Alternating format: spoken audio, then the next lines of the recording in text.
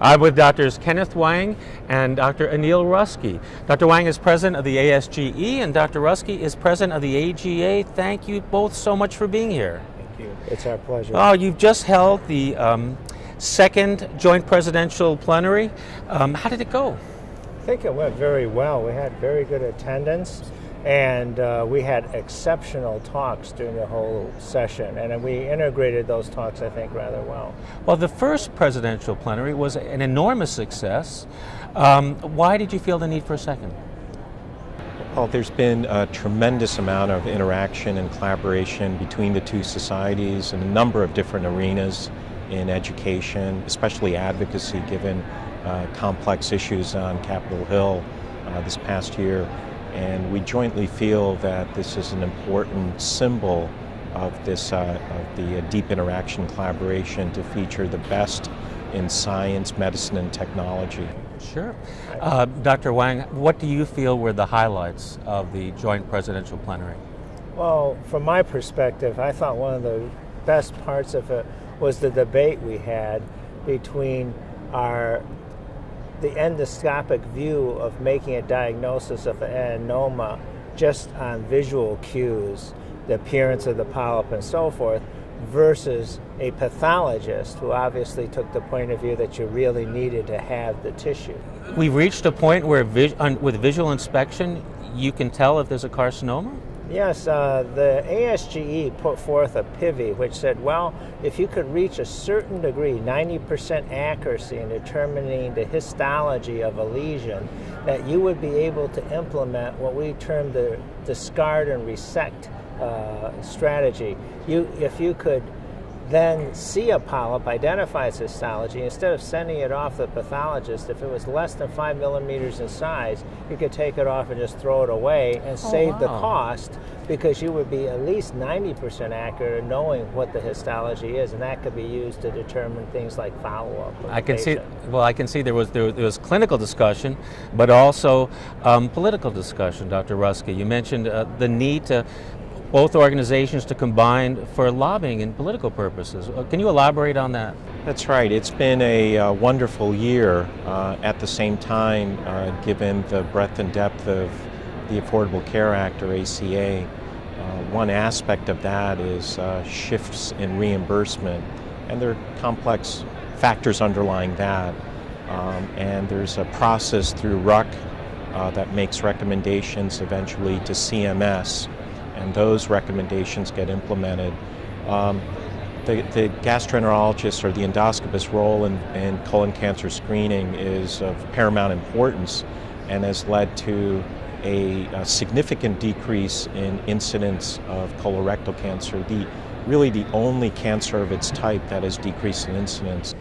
But treatments are changing so rapidly, becoming minimally invasive, new guidelines, new judgments, as you talked about with the visual inspection, and yet reimbursements,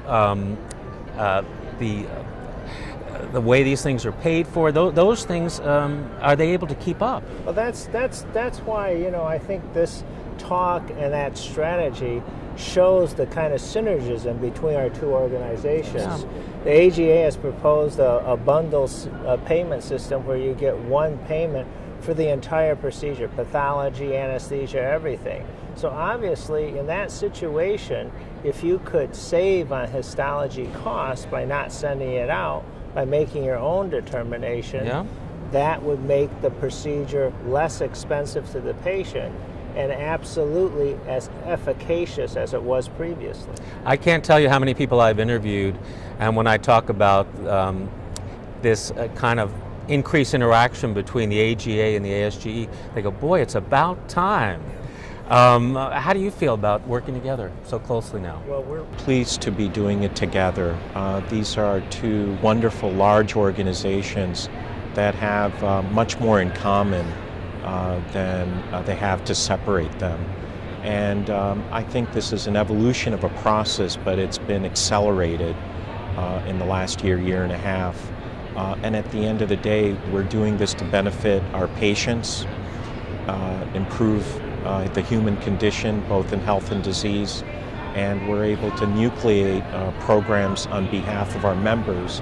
Many of our members are actually members of both societies. Well, exactly. It seems to me that we're looking at cost effectiveness of these treatments, and that's impossible to do unless both your organizations get together and combine resources. We deeply understand that. The RUC processes we work together on, we all have representatives, but we synergistically select just one to speak for all of us. So there is no confusion as to message, and it's absolutely essential. And we're speaking with one voice on many issues, and at the same time we're able to preserve the identity of each organization. There is a history and tradition underlying each tradition, but it's not at the expense of making progress and advancing patient care and the desires of our members. No, it's wonderful that you respect that balance. And I think, while this is one illustration of it at this meeting, this synergy is occurring really on a daily basis amongst the staffs,